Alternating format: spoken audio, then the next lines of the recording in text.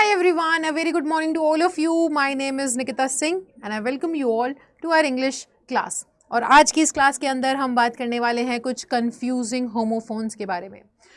आज के वोकैब खजाना के अंदर आप लोग सीखोगे होमोफोन्स के बारे में और ऐसे बहुत ही ज़्यादा कंफ्यूजिंग होमोफोन्स जिसको लेकर के आई बेट मैं शर्त ला के कह सकती हूँ कि आप लाइफ में एक ना एक बार या कई बार कंफ्यूज ज़रूर हुए होंगे और आपने पक्का गलती करी होगी. आपको नहीं समझ में आएगा कि कौन सी जगह पर कौन से शब्द का इस्तेमाल किया जाना चाहिए. तो आज उसी कंफ्यूजन को मैं दूर करने के लिए आई हूँ.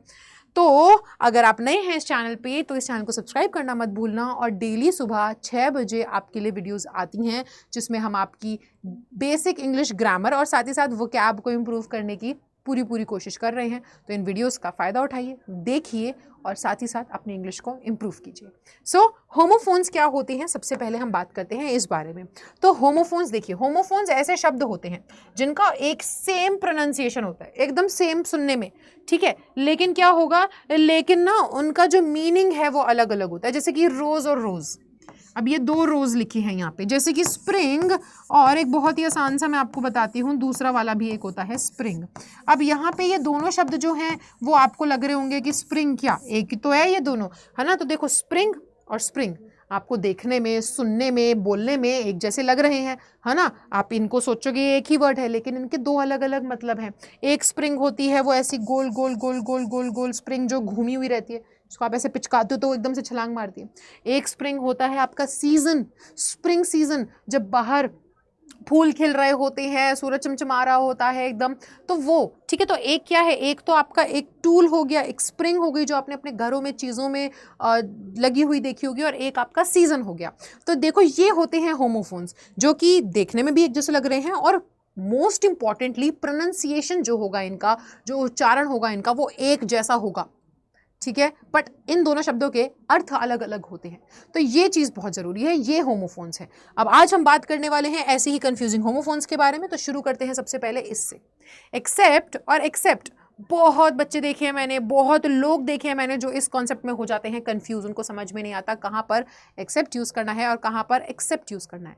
अब आप देख करके और सुन करके, देख करके तो शायद थोड़ी सी कंफ्यूजन कम हो रही हो, लेकिन सुन करके आपको समझ में नहीं आ रहा होगा ना कि एक्सेप्ट एक्सेप्ट दोनों ही तो एक्सेप्ट है, तो कौन सा एक्सेप्ट कब यूज़ करना है. इस चक्कर में आपको शायद लिखना होगा स्वीकार करने के लिए एक्सेप्ट, लेकिन आपने लिख दिया होगा के अलावा वाला एक्सेप्ट.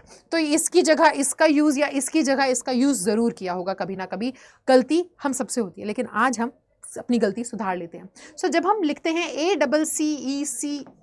ACCEPT एक्सेप्ट, इसका मतलब होता है स्वीकार कर लेना. आई एक्सेप्ट माई मिस्टेक, मैं अपनी गलती स्वीकारता हूँ, मैं मानता हूँ. मान लेना, स्वीकार कर लेना, ठीक है. अग्री करना, सहमत होना किसी से, ठीक है. अब यहाँ पर अगर कोई बोले कि हम आपको आपकी इस नौकरी के लिए इतने ही पैसे दे पाएंगे, क्या आप इस ऑफर को एक्सेप्ट करते हो, क्या आप इस ऑफर को मानते हो, स्वीकारते हो, क्या आप हमारे साथ अग्री करते हो. तो आप क्या बोलोगे, हाँ. अगर आपको लगता है कि आप इस नौकरी को पाना चाहते हो, आप बोलोगे कि हाँ मैं स्वीकारता हूँ, मैं अग्री करता हूँ, मैं इस बात के लिए सहमत हूँ, आप जितना दे रहे हैं मुझे पैसे, मैं उतने पैसे में काम करूँगा. तो आप एक्सेप्ट बोलोगे ना, आई एक्सेप्ट द ऑफर. तो एक्सेप्ट का क्या होता है, मतलब स्वीकार करना, मान लेना, ठीक है. अब देखो टू रिसीव, अगर आप कोई चीज़ लेते हैं, कोई चीज़ को लेना, ठीक है. एक्सेप्ट द गिफ्ट, तो एक्सेप्ट द गिफ्ट का मतलब होता क्या है. अगर मैं बोलूं कि he accepted the gift that I gave him, उसने वो गिफ्ट जो है वो रिसीव कर लिया, एक्सेप्ट कर लिया, स्वीकार लिया जो मैंने उसको दिया, ठीक है. तो यहाँ पर एक्सेप्ट करने का मतलब लेना भी होता है, कोई चीज़ रिसीव करना, ठीक है, किसी चीज़ को लेना, या फिर कोई कार्य करना, या फिर किसी से सहमत होना, या मेजरली इसका मतलब होता है स्वीकार करना कि मैं इस बात से स्वीकार करता हूँ, मैं ये बात मानता हूँ, ठीक है. मेरी गलती है, मैं मानता हूँ. I accept my mistake.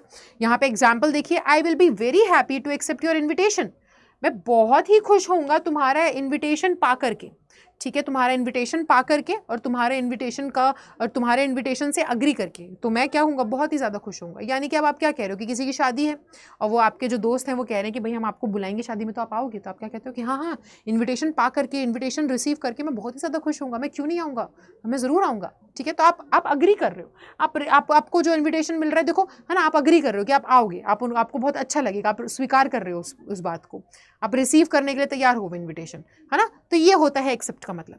लेकिन वहीं पर जब हम बात करते हैं EXCEPT, ये एक्सेप्ट, इसका मतलब होता है के अलावा.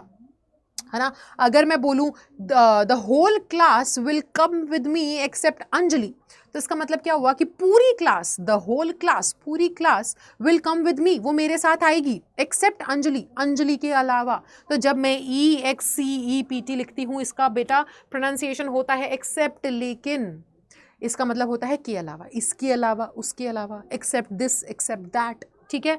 तो के अलावा, नॉट इंक्लूडिंग, जब आप किसी चीज़ में किसी चीज़ को इंक्लूड नहीं कर रहे हो, ठीक है। I like all the fruits except, except guava, तो हम क्या बोल सकते हैं, मेरे को सभी फ्रूट्स पसंद है केवल अमरूद को छोड़ के।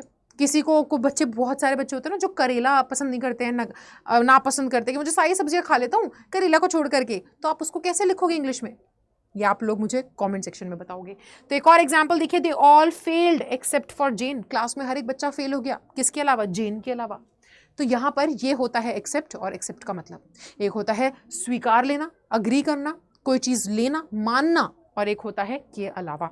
अब हम अगले पे आते हैं, और अगला जो है वो बोलता है एक्सीड, और ये भी होता है एक्सीड। अब यहाँ पे आपको एक्स देखने को नहीं मिल रहा होगा, तो कुछ लोग इसे असीड बोलते हैं, जो कि गलत है। ये होता है एक क की ध्वनि आएगी, एक्सीड, और ये भी होता है एक्सीड।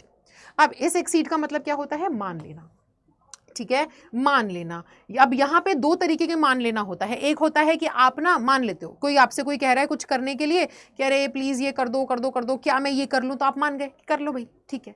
तो कंसेंट का मतलब क्या होता है, अपनी हामी भरना किसी चीज में। तो या तो आपने किसी व्यक्ति की कोई बात मान ली है, ठीक है, आपने अपनी हामी दे दी है, तो या तो हामी भरना, किसी चीज को स्वीकार लेना, किसी चीज के साथ सहमत हो जाना, अपनी हामी दे देना, तो आपने किसी चीज में अपनी सहमति दे दी है। या फिर होता है किसी चीज को मान लेना, कि ऐसा मान लेते हैं कल को बारिश हो जाए तो तुम क्या करोगे, स्कूल कैसे आओगे, है ना, अज्यूम कर लेना, जो चीज है नहीं बट आप मान करके चल रहे हो। तो एक्सीड का ये मतलब होता है, क्या आपको क्लियर हुआ, है ना। एक क्या होता है, अपनी सहमति दे देना, और एक होता है किसी चीज को मान के चलना, ठीक है। तो अब यहां पर एग्जाम्पल से समझते हैं, we are unable to exceed to your wishes, वो कह रहे हैं कि हम असमर्थ हैं, ठीक है, हम नहीं मान पा रहे हैं तुम्हारी ख्वाहिशों को। तो यहाँ पे एक्सीड क्या बता रहा है आपको, वो बता रहा है कि वो अपनी सहमति नहीं दे पा रहे हैं, वो मान नहीं पा रहे हैं, है ना, किसको, ख्वाहिशों को। वो अब हो सकता है कि कोई व्यक्ति जो है उसको बोला जाए कि आप प्लीज़ हमारे साथ काम कीजिए, और वो व्यक्ति बोले कि नहीं मैं तो इतने सारे पैसे लूँगा, मुझे हफ्ते में 3 दिन छुट्टी भी चाहिए। तो कंपनी वाले क्या बोलेंगे कि हम आपके ना इतनी सारी ख्वाहिशें नहीं मान सकते, यानी कि हम अपनी सहमति नहीं दिखा सकते इतनी सारी ख्वाहिशों के लिए, हम ये नहीं कह सकते कि हम आपकी सारी ख्वाहिशें पूरी करने के लिए सहमत हैं। तो वी आर अनेबल, अनेबल यानी कि हम नहीं कर पाएंगे, है ना, सक्षम नहीं है किस चीज़ में, आपकी इन सभी ख्वाहिशों को मानने में या फिर उनसे सहमत होने में, ठीक है। तो यहाँ पे एक्सीड का ये मतलब हुआ। और कहीं पर आप कहते हो कि चलो ऐसा मान लेते हैं कल को ये हो जाए, तो वो मानना होता है अज्यूम करना, तब भी आप एक्सीड बोल सकते हैं।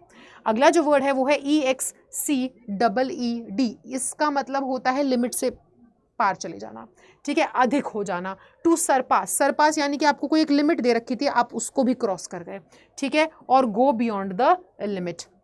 अगर मैं बोलूं कि ये जो क्लासरूम है ना, इस क्लासरूम के अंदर 52 बच्चे होने चाहिए, 52 से ज़्यादा बच्चे नहीं होने चाहिए, ठीक है, इतनी ही लिमिट है, इस लिमिट से ज़्यादा बच्चे नहीं आ सकते क्लास के अंदर। और उस क्लास में अगर सोचो कि 100 बच्चे आ जाएं, तो मैं क्या बोलूँगी कि जो लिमिट थी वो लिमिट एक्सीड हो गई, यानी कि क्रॉस हो गई, वो पार हो गई, अधिक हो गया, उस लिमिट से अधिक हो गए हैं बच्चे।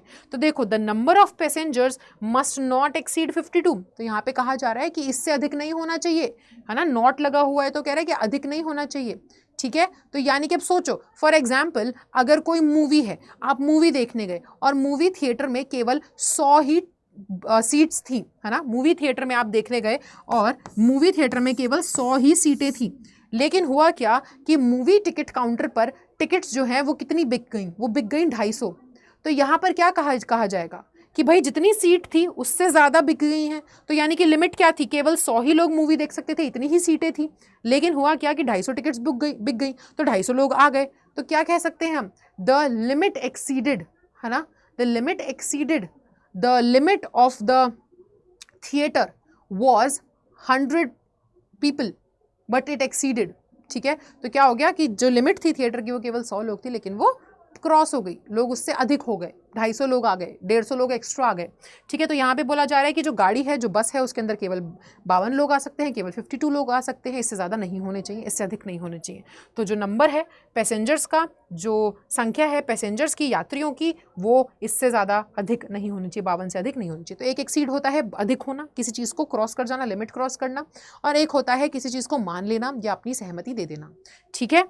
चलिए अब अगला जो है, अगले हम उस पे आते हैं। अब एक इसमें तो बड़ा ही कंफ्यूजन हुआ होगा आप लोगों को, पक्का मैं कह सकती हूँ। एडवाइस और एडवाइस दोनों की स्पेलिंग भी सेम है, बस एक सी और एक एस का फ़र्क है।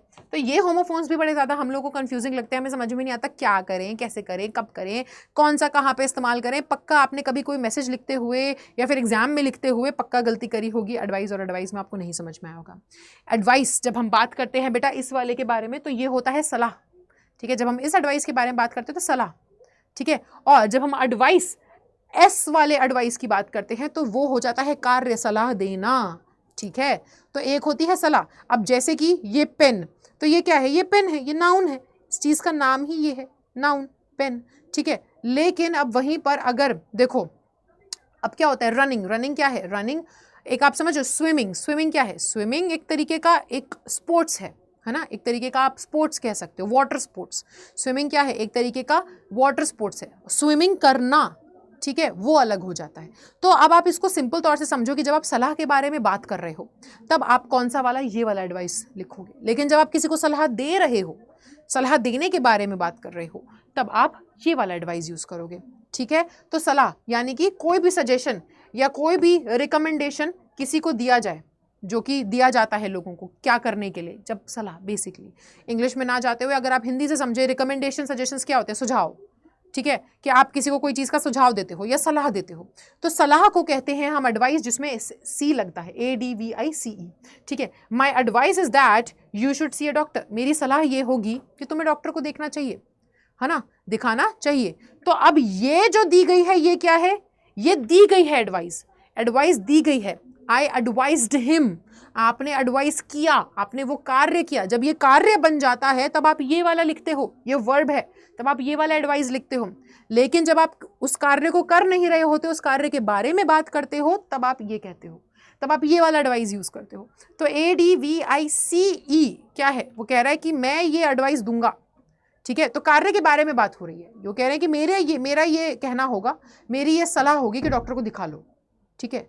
अपने आप में सलाह ही दे रहे हैं, लेकिन उसके अंदर भी बात क्या कर रहे हैं कि मेरी ये सलाह होगी, डॉक्टर को दिखा लो। अब वहीं पर ये क्या है, टू रिकमेंड समथिंग, अब ये हो जाता है सलाह देना, यानी कि कार्य करना। यहाँ पे कार्य के बारे में बात हो रही थी, यहाँ कार्य किया जा रहा है।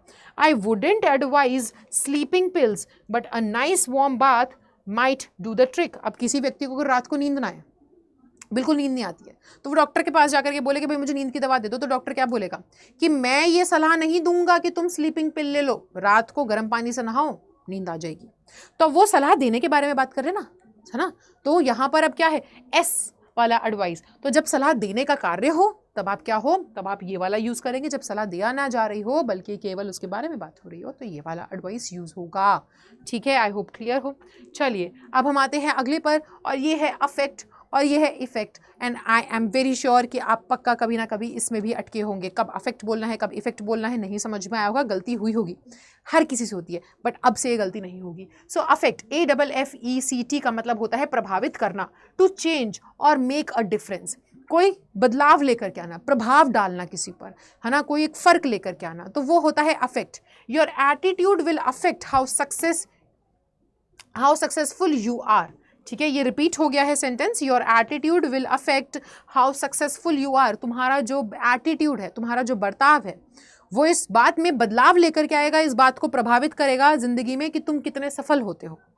तो अफेक्ट हम जब बोलते हैं तो अफेक्ट का मतलब क्या है, किस चीज़ को प्रभावित करना, प्रभाव डालना, ठीक है। आया समझ में, किसी चीज़ को प्रभावित करना। तो आप प्रभावित करते हो तो उसमें बदलाव भी तो देखते हो। अगर कोई मेरे से प्रभावित होगा तो वो अपने अंदर कुछ तो बदलाव लेकर के आएगा। अगर आप किसी को प्रभावित करोगे तो वो अपने अंदर भी कुछ बदलाव लेकर आएगा। तो जो बदलाव आते हैं, ठीक है, किसी के होने से या किसी के असर से, तो वो प्रभाव जो होता है, तो यहाँ पे उसी के बारे में बात हो रही है, ठीक है, प्रभावित करना।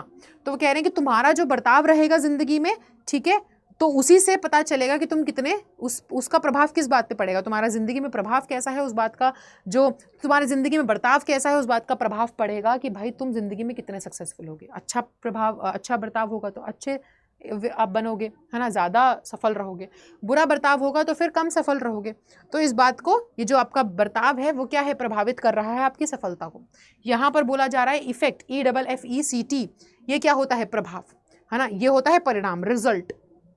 क्या रिजल्ट है, किसी चीज़ का रिजल्ट क्या है, ठीक है। तो देखो, all this rain will effect a great harvest. तो क्या बोल रहे हैं, अब यहाँ पे प्रभाव के बारे में बात हो रही है कि किसी चीज़ का प्रभाव क्या पड़ेगा, और यहाँ पे ये रिजल्ट के बारे में बात करें, परिणाम के बारे में बात कर रहे हैं कि इतनी सारी बारिश का परिणाम क्या होगा कि खूब अच्छी फसल होगी, ठीक है। तो यहाँ पे बात होती है क्या, EFFECT में हम बात करते हैं परिणाम की, ठीक है, कि इसका परिणाम क्या निकलेगा, परिणाम स्वरूप क्या होगा कि बहुत अच्छी फसल होगी अगर अच्छी बारिश हुई। और अफेक्ट बात करता है प्रभावित होने के बारे में, प्रभावित करने के बारे में। चलिए, ठीक है, आई होप बच्चों आपको समझ में आ गया होगा। और लास्ट आज हम कर लेते हैं जो कि है आयल और आयल। आई नो आपको कंफ्यूजिंग लग रहा होगा कि मैम क्या बोल रही हैं, यहाँ तो आइजल लिखा हुआ है एंड यहाँ पे भी आइजल लिखा हुआ है, लेकिन इसको आयल बोलते हैं। जो एस है उसकी ध्वनि हम नहीं अपने मुंह से निकालते, ठीक है, उसकी ध्वनि को नहीं बोला जाता है।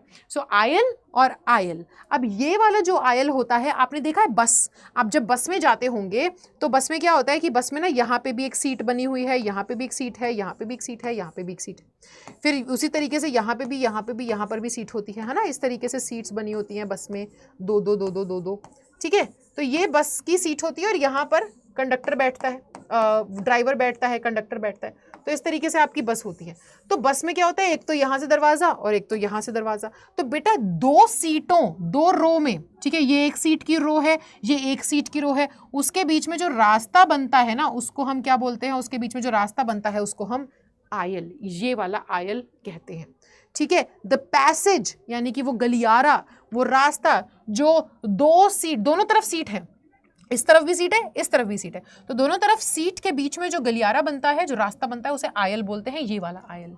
देखो, by the end of the movie, movie के खत्म होने तक जो लोग हैं वो थिएटर में क्या कर रहे थे, आयल में नाच रहे थे। आपने देखा होगा ना, कई मूवीज में क्या करते हैं लोग, सीटियां वीटियां बजाते हैं और सीट होती है थिएटर में, यहाँ पर भी सीट है, यहाँ पर भी सीट है, लोग अपनी सीटों पर खड़े होकर के, उतर करके, बीच में सीटों के बीच में जो जगह होती है उसी को आयल कहते हैं, आयल में खड़े होकर डांस करते हैं। तो वही लिखा हुआ है कि वो खड़े होकर के, आयल में खड़े होकर के, दोनों तरफ सीटें थी, बीच में जो गलियारा है, रास्ता, उसमें खड़े होकर नाच रहे थे।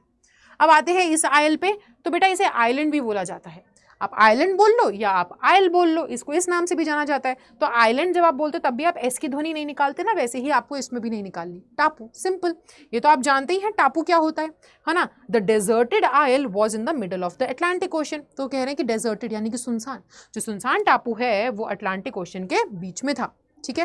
तो ये है आयल और आयल में फ़र्क। सो आई होप कि आपको ये सेशन से काफ़ी कुछ सीखने को मिला होगा। और ये जो अभी तक आप गलतियां करते आ रहे थे, एक्सीड और एक्सीड में, एक्सेप्ट और एक्सेप्ट में, अफेक्ट और अफेक्ट में, इन सब में अब आपसे गलतियां नहीं होंगी और आपको एक बेटर क्लैरिटी मिल गई होगी। So thank you so much guys. And ऐसे ही हमारी इस सेशन में आप लोग जो हैं वो इसका पूरा फ़ायदा उठा सकते हैं। डेली ये सेशन होता है सुबह 6 बजे, वो कैब खजाना, और इसके अंदर आपकी जो है हम टारगेट कर रहे हैं कि वो कैब ज़्यादा से ज़्यादा बेटर हो सके, आपको ज़्यादा से ज़्यादा वर्ड्स पता हो और उनका मीनिंग भी जानते हो और उसका यूसेज भी आप जानते हो। और साथ ही साथ 6 AM पर हमारी बेसिक इंग्लिश ग्रामर की क्लासेस भी होती हैं जो कि ऑल्टरनेट डेज पर होती हैं। आपको वो कैब खजाना भी मिलेगा 6 AM पर और आपको बेसिक इंग्लिश ग्रामर की क्लासेस भी मिलेंगी। तो इन क्लासेस का अच्छे से फ़ायदा उठाओ, देखो इन वीडियोज़ को, शेयर करो अपने दोस्तों के साथ, और साथ ही साथ अच्छी इंग्लिश आपकी हो पाएगी और दूसरों की भी मदद करो ताकि वो भी अपनी इंग्लिश को इम्प्रूव कर सकें। सो मैं निकिता सिंह आपसे मिलूंगी अब अगले सेशन में। तब तक के लिए bye bye, take care and thank you so much.